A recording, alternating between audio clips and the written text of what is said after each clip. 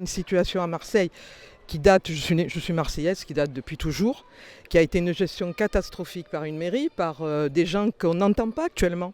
Voilà, des gens de droite, il n'y a aucune déclaration. À la manifestation, il y avait les représentants de la mairie, il n'y avait personne de l'ancienne municipalité, absolument personne, aucune déclaration, c'est une honte. C'est une honte politique. D'accord ? Ce n'est pas une honte citoyenne, c'est une honte politique. C'est-à-dire, à minima, il faudrait qu'il y ait des gens quand même qui reconnaissent. Et là, c'est un silence, c'est un mépris pour les victimes, un mépris total. Les premières heures et les premiers jours, ça a été extrêmement difficile. Je me souviens des heures, pendant 6 jours où les parents, la famille ont attendu qu'ils retrouvent les corps des victimes. Enfin, c'est toujours des moments extrêmement pénibles.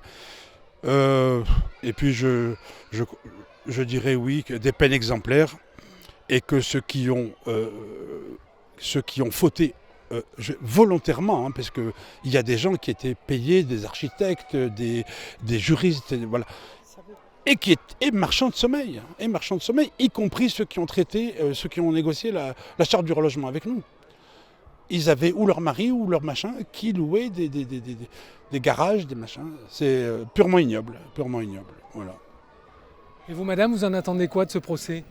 Qu'il y ait des peines exemplaires pour ces personnes qui n'ont pas fait leur travail, de mon point de vue, et que ça ne se reproduise plus. C'est un fléau à Marseille, l'habitat insalubre. C'est un vrai fléau à Marseille et samedi, on a fait une journée nationale sur le mal logement à Marseille. On s'aperçoit que malheureusement, on n'est pas les seuls à être confrontés à ce type de problème. Il y avait des gens de Lille, de Roubaix, de Bordeaux, toutes les régions de France sont concernées par ce mal logement et ce logement indigne. Et moi, je veux qu'ils payent, ces gens-là.